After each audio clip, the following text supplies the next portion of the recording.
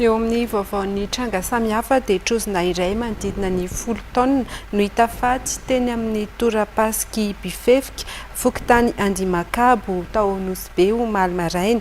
Tsy mbola mahafantatra ny antony izay nahafaty io trozona io izay efa simba tamin'ny fotoana izay nahitana azy. Nanentana andrehetra araka izany mpitandro filaminana mba tsy haka na hihinana na hikitika ity biby izay maty tao Nosy Be ity. Fanadihadiana. Fotoana fandalovan'ireo trozona eto Nosy Be rehefa vanim-potoana toy izao ka anisan'ny mahasarika mpizahatany maro be no mijery azy ireo. Tombanana eo amin'ny 14 metatra eo ny halavany ary manodidina ny 10 hatramin'ny 15 taona ny lanjan'ity trozona iray. Hita faty teto bifefika fokontany andimakabo, tsy lavitra loatra ny seranam-piaramanidina Fasainy eto Nosy Be ity.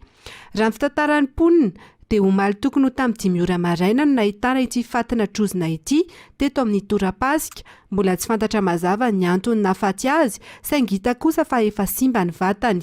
Raha ny fantatra dia efa maty avy tany an-dranomasina ity trozona ity vao niakatra tanety. Izy navitety niany tamin'ny magnenako izy navitety zay olona nahita ireo vazaha aby ry nahita koa fokon'olo an-tanàna izao ziska narona avy zao. Izy mbola koragna fo manjary atao menaka manjary atao diny kansera atao diny paralysé nitriagna izy koragna karaha zay fa mbola tsy hitanay olona angala izy. Tsy vao izao akory no nahitana fatina trozona toy izao teto Nosy Be. Tao anaty 12 taona dia tranga 3 no hita, tamin'ny taona 14 tao Ambatoloka, tamin'ny taona 24 tao Matsinja ary ity teto bifefika omaly ity no tranga 7.